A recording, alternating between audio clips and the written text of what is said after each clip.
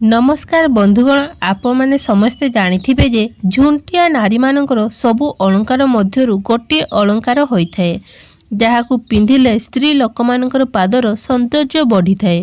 तेबे बंधु माने आजिर एही वीडियो रे आमे आपण मानकू कहिबु कि झुंटिया को केउ आंगुठी रे पिंधिबा उचित ओ काहाकू पिंधिबा उचित नुहे एवं झुंटिया सहित जड़ित केउ केउ सबु बड़ भूल स्त्री लोक माने भूल करी बसी थांती जहा द्वारा तांकर स्वामी मानकर दुर्भाग्यर परिस्थिति को सामना करने को पड़ी थाए। तेबे पूरा कथा जानिया पई भिडियोटी को शेष पर्यंत निहाती देखंतु। हिंदू धर्म रे विवाहिता महिला माने पादरे झुंटिया पिंधि थांती। आम धर्म रे दुई पादर आंगुठी मझिरे थिबा तीनी आंगुठी रे झुंटिया पिंधिबार परंपरा अछि। स्त्री लोक मानकर सबु अलंकार झुंटिया ठारू नै मथामणी पर्यंत होइथाए, अर्थात झुंटिया नारी मानकर शेष अलंकार होइथाए। नारी मानकर मुंडरे सुनार मथामणी एवं पादरे रूपार झुंटिया पिंधिबार कारण एहा कि सूर्य एवं चंद्रंकर कृपा स्वामी स्त्री दुई जनक उपरे जीवन सारा बनी रही थाए। किंतु आपण माने जानिछंती कि झुंटिया स्वामीर गरीब दारिद्रतार कारण मध्य होई पारे। तेबे एहा विषय रे जानिया पई वीडियोटी को शेष पर्यंत निहाती देखंतु। ता पूर्व वीडियोटी को गोटे लाइक करी जेउ माने आम चैनल को सब्सक्राइब करनांती ताहाले सब्सक्राइब करी नियंतु एवं पाखरे थिबा बेल आइकन को मध्य प्रेस करी दियंतु।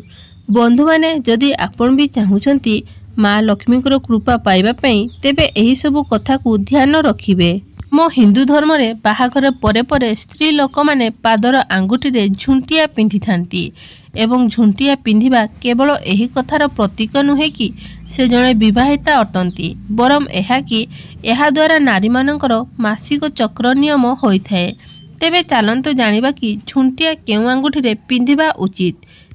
विवाहिता नारी मानंकु झुंटिया बाम एवं डाहाण पादर द्वितीय आंगुठी रे पिंधिबा उचित होइथाए, अर्थात आमर बुढ़ा आंगुठीर पाखरे थिबा आंगुठी रे झुंटिया पिंधिबा एहाकू ठीक बोली मना जाइथाए। केतेक नारी माने झुंटिया को जोड़ी करी पिंधि थांती, ताहा भी ठीक अछि, किंतु केबे भी आपण तीनोटी झुंटिया को एकाठी एका संगरे गोटी आंगुठी रे पिंधिबा उचित होई न थाए। एमिति करिबा अशुभ बोली मना जाइथाए। तेबे चालंतु एबे जानिबा कि काहाकू झुंटिया पिंधिबा उचित नुहे। प्रत्येक नारी बाहाघर परे परे निज पादरे झुंटिया पिंधि थांती। एठारे एही कथा को ध्यान रखिबे कि झुंटिया केवल विवाहिता नारी माने ही पिंधिबा उचित। कुआरी कन्या बा कुआरी झियो माने भूल रे भी झुंटिया पिंधिबा उचित होई न थाए। एहा व्यतीत विवाहिता नारी मानक पई झुंटिया बहुत महत्व अटे। पादरे झुंटिया पिंधिबा द्वारा गर्भधारण रे किछि भी समस्या आसी न थाए, किंतु एही कथा को बहुत कम लोक जानिछंती। स्त्री लोक मानकर निजर पादरे झुंटिया ठीक भावरे जदि सेमाने पिंधिबे नाही तेबे झुंटिया स्वामीर गरीबर कारण मध्य होई पारे। बंधु माने नारी माने सहल सिंगार करिथांती। मथामणी ठारू नेई पादरे पिंधिथिबा झुंटिया पर्यंत प्रत्येक अलंकारर एक महत्व रहिअछि, किंतु झुंटिया स्वामीर गरीबर कारण काहेकि होइथाए चालंतु जानिबा। आपण माने एही गोटिए कथा को खास करी ध्यान रखिबे कि झुंटिया सबु बेले रूपार ही पिंधिबा उचित। भूल रे भी केबे सुनार झुंटिया पिंधिबे नाही। स्त्री लोक माने झुंटिया को बहुत ढिला करी भी पिंधिबा उचित होई न थाए, ताहा पादरु आंगुठीर बाहरी जाई थाए।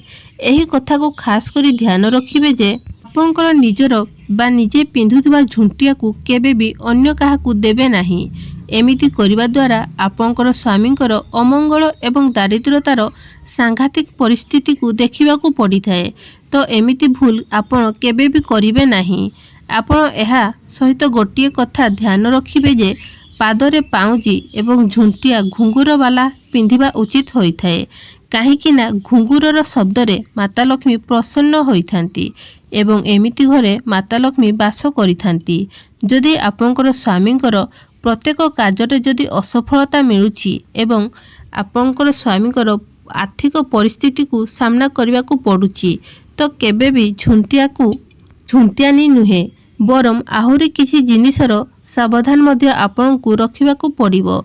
बंधु माने विवाहिता नारी मानंकू भूल दे भी उपहार रे मिलिथिबा सिंदूर को केबे भी व्यवहार करबा उचित होई न थाए। ଯଦି ସିନ୍ଦୁର ଆପଣଙ୍କର ସ୍ୱାମୀ ଦେଉଛନ୍ତି ବା ଦେଇଥାନ୍ତି ତ ଆପଣ ସେହି ସିନ୍ଦୁରକୁ ନିଶ୍ଚୟ ବ୍ୟବହାର କରିପାରିବେ। କିନ୍ତୁ ସ୍ୱାମୀଙ୍କର ଛଡ଼ା ଆଉ କେହି ଆପଣଙ୍କୁ ସିନ୍ଦୁର ଦେଇଛନ୍ତି ତ ତାହାକୁ ଆପଣ ଆପଣଙ୍କର ମଥାରେ କେବେ ବି ଭୁଲରେ ବି ପିନ୍ଧିବେ ନାହିଁ। ଏହା ଅଶୁଭ ବୋଲି ମନାଯାଇଥାଏ। ଏହା ସହିତ ଶଙ୍ଖା ଚୁଡ଼ି ସହ ଯୋଡ଼ି ଏହି ଗୋଟିଏ କଥା ଜାଣନ୍ତୁ ଯେ ବିବାହିତା ମହିଳାମାନେ ମଙ୍ଗଳବାର ଏବଂ ଶନିବାର ଦିନ କେବେ ବି ଶଙ୍ଖା ଚୁଡ଼ି କିଣିବେ ନାହିଁ। ଯଦି ଆପଣ ଏହି ଦିନରେ ଶଙ୍ଖା ଏବଂ ଚୁଡ଼ି କିଣୁଛନ୍ତି ତାହେଲେ ଏହା ଅଶୁଭ ହୋଇଥାଏ ବୋଲି ମନାଯାଇଥାଏ। ଯଦି ଆପଣ ଏହି ଦିନ କିଣିଥିବା ଚୁଡ଼ି ପିନ୍ଧିବେ ତ ଏହାର ପ୍ରଭାବ ସିଧା ଆପଣଙ୍କର ସ୍ୱାମୀଙ୍କର ଦୁର୍ଭାଗ୍ୟକୁ ଡାକି ଆଣିଥାଏ। ବିବାହିତା ମହିଳାମାନେ ଶଙ୍ଖା ଚୁଡ଼ି ପିନ୍ଧିବା ଯେତେ ଆବଶ୍ୟକ ହୋଇଥାଏ ସେତିକି ହିଁ ଜରୁରୀ ହୋଇଥାଏ ଚୁଡ଼ିର ରଙ୍ଗ। କାହିଁକି ନା ବନ୍ଧୁମାନେ ଆପଣ କେଉଁ ରଙ୍ଗର ଚୁଡ଼ି ପିନ୍ଧୁଛନ୍ତି ଏହାର ସିଧା ପ୍ରଭାବ ଆପଣଙ୍କର ସ୍ୱାମୀଙ୍କ ଉପରେ ପଡ଼ିଥାଏ। ଏହା ସହ ମନେ ରଖିବେ କି ଚୁଡ଼ି କେବେ ବି ଯଦି କେଉଁଠି ଭାଙ୍ଗିଯାଏ ତ ତାକୁ ସାଙ୍ଗେ ସାଙ୍ଗେ ହିଁ ହାତରୁ ବାହାର କରିଦେବା ଉଚିତ। ଭଙ୍ଗା ଚୁଡ଼ି ପିନ୍ଧିଲେ ସ୍ୱାମୀଙ୍କର ଖରାପ ସମୟ ଆସିବାର ସଂକେତ ମିଳିଥାଏ। ଏବେ ଚାଲନ୍ତୁ ଜାଣିବା ଚୁଡ଼ି ଗୁଡ଼ିକର ରଙ୍ଗ କେମିତି ହେବା ଦରକାର। ବିବାହିତା ନାରୀମାନେ ନାଲି ରଙ୍ଗର ଚୁଡ଼ି ପିନ୍ଧିବା ଶୁଭ ବୋଲି ମନାଯାଇଥାଏ।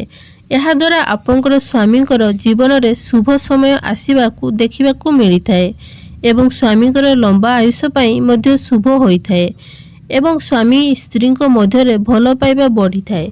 ଏମିତିରେ ମହିଳାମାନେ କୌଣସି ରଙ୍ଗର ଚୁଡ଼ି ପିନ୍ଧିପାରିବେ କିନ୍ତୁ ବିବାହିତା ନାରୀମାନେ ଧଳା ଏବଂ କଳା ରଙ୍ଗର ଚୁଡ଼ି ପିନ୍ଧିବେ ଉଚିତ ନୁହେଁ।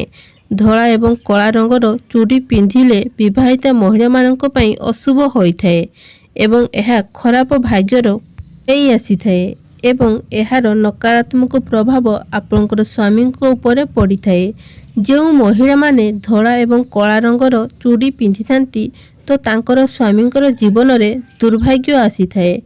ଆପଣଙ୍କର ସ୍ୱାମୀଙ୍କର ଦୁର୍ଘଟଣା ବି ହେବାର ସମ୍ଭାବନା ରହିଥାଏ।